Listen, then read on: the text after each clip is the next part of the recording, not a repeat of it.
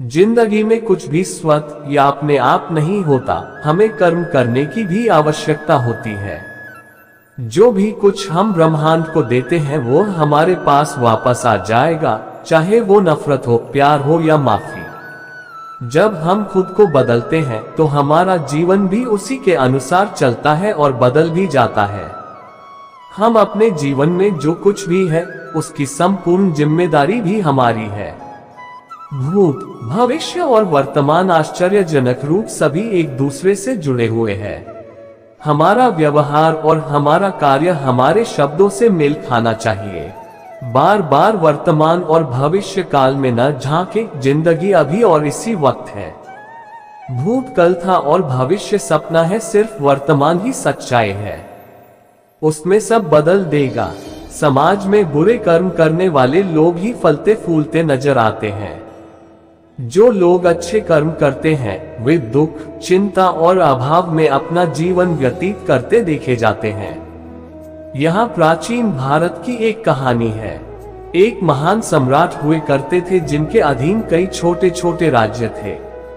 वह धीरे धीरे अपनी प्रजा को खुश रखने में असमर्थ हो गए। धूप छांव की तरह जीवन में उतार चढ़ाव आते रहते हैं। जो लोग इतने लंबे समय से संविधान का पालन कर रहे थे वे अब विद्रोही हो गए हैं। आम जनता में लूटपाट, डकैती और घृणा तेजी से बढ़ रही थी। इससे पूरे साम्राज्य में अशांति फैलने लगी। सम्राट को दिन रात चिंता लगी रहती थी। वह सटीक कारण समझने में असफल रहे। वह इस बात को लेकर हतप्रभ थे कि उन्हें अपनी प्रजा को किस प्रकार की सलाह देनी चाहिए ताकि वे समझ सके कि कड़ी मेहनत ही कुंजी है। चोरी करना, डकैती करना, रिश्वत देना और दूसरों को उनके मानवाधिकारों से वंचित करना सभी बुरे कर्म हैं और इसका परिणाम समाज के लिए बहुत खतरनाक है। जब भी सम्राट अपनी बात समझाने की कोशिश करते, प्रजा उसे अस्वीकार कर देती क्योंकि वे उसे समझ नहीं पाते। अंत में सम्राट ने अपने दरबार में सभी वरिष्ठ मंत्रियों और राज्य भर के विद्वानों की एक बैठक बुलाई। उन्होंने प्रश्न की घोषणा की और सभी से अपनी राय रखने को कहा। प्रश्न: बुरा काम करने वाले को बुरा परिणाम क्यों नहीं मिलता? यदि डकैती, चोरी, रिश्वतखोरी या मानव अधिकार का उल्लंघन वास्तव में बुरे कर्म हैं, तो जो लोग बुरे कर्मों में संलग्न नहीं होते हैं उन्हें अपने जीवन में इतनी परेशानियों का सामना क्यों करना पड़ता है? सम्राट ने दरबार में सभी से ऐसा उत्तर देने का अनुरोध किया जिससे वह नागरिकों के बीच पहले जैसी व्यवस्था स्थापित कर सके। अचानक एक भिखारी पुराने फटे कपड़े पहने हुए दरबार में आया। वह सम्राट के ठीक सामने हाथ जोड़कर खड़ा हो गया। सम्राट ने अपने दरबारियों को बुलाया और पूछा कि उन्होंने उस दरिद्र को राजदरबार में क्यों आने दिया। एक दरबारी ने कहा, आपकी कृपा, हमने इस आदमी को रोकने की बहुत कोशिश की लेकिन वह बार बार कहता रहा कि वह सम्राट के मन में उठ रहे सवाल का जवाब देने में सक्षम है। उनके बार बार अनुरोध के बाद हम उन्हें शाही दरबार में प्रवेश करने की अनुमति देने के अलावा कुछ नहीं कर सके। सभी मंत्री और विद्वान भिखारी की बात पर जोर जोर से हंसने लगे और बोले, जिस प्रश्न का उत्तर इतने बड़े बड़े विद्वान नहीं दे पा रहे हैं, एक गरीब आदमी कैसे जवाब देगा? भिखारी के मन में किसी के प्रति कोई ईर्ष्या नहीं थी। उन्होंने कहा, महाराज, मैं शहर से दूर एक छोटी सी झोपड़ी में रहता हूँ। ये फटे पुराने कपड़े देखकर आपके दरबारी मुझे अंदर प्रवेश नहीं करने दे रहे थे। भिखारी ने आगे कहा, आपके साम्राज्य में बुरे कर्म करने वालों को अच्छी प्रगति मिल रही है।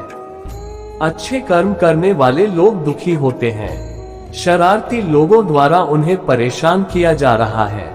इस दुर्घटना के लिए आपका शासन तंत्र जिम्मेदार है। यदि आपने अपने नौकरशाहों को कदाचार में शामिल होने के लिए उचित दंड दिया होता तो इस प्रकार का माहौल कभी उत्पन्न नहीं होता। आपके मंत्रिमंडल में ऐसे अधिकारी हैं जो खुलेआम रिश्वतखोरी, धोखाधड़ी आदि को बढ़ावा दे रहे हैं। ये सभी साजिशें आपकी नाक के नीचे चल रही हैं। इस माहौल को बदलना आपके हाथ में है। अपने मंत्रिमंडल में कुछ ईमानदार लोगों को शामिल करने का प्रयास करें जो अच्छे कार्यों के महत्व को जानते हों। भिखारी ने आगे कहा, जब अधर्म अपने चरम पर पहुंच जाता है तब धर्म का स्थापन होता है। यदि आप पर्यावरण नहीं बदलोगे तो प्रकृति स्वयं बदल जाएगी। जब किसी नदी में पानी का स्तर बहुत अधिक बढ़ जाता है तो पानी छलकने लगता है। नदी में बाढ़ आ जाती है और वह एक नया रास्ता अपना लेती है जिस पर वह अगले कुछ वर्षों तक बहती रहती है। आपकी प्रजा आपके विरुद्ध विद्रोह कर सकती है और आपको गद्दी से उतार सकती है। परिवर्तन प्रकृति का सिद्धांत है। सम्राट को अपने प्रश्न का उत्तर मिल गया। उन्होंने उस भिखारी को अपने मंत्रिमंडल में नियुक्त कर लिया और अपने साम्राज्य में उचित व्यवस्था करने लगे। नैतिक धर्म और अधर्म के बीच उचित संतुलन होना चाहिए ताकि कानून ठीक से काम कर सके। इंसान चाहे कलियुग में हो चाहे सतयुग में, उसे अपने कर्मों का हिसाब किताब तो देना ही पड़ता है। जिसने जैसे कर्म संसार में किए हैं उन्हीं के अनुसार उसे अपने कर्मों का फल भोगना भी पड़ेगा। यही संसार का नियम है। इसीलिए अच्छे कर्म करने तथा बुरे कर्मों से बचने की सलाह दी जाती है। इस बात को आप एक छोटी सी कहानी से समझ सकते हैं कि कर्मों का फल कैसे मिलता है। भगवान के घर में देर है पर अंधेर नहीं, ये कहावत हम बचपन से सुनते आ रहे हैं क्योंकि हमारे बड़ों ने हमें जो बताया हमने मान लिया। लेकिन क्या है इसका सही अर्थ, ये आपने अपने जीवन के अनुभवों से सीखा होगा। क्या होता है जब भगवान किसी व्यक्ति के कर्मों के हिसाब किताब पर आते हैं?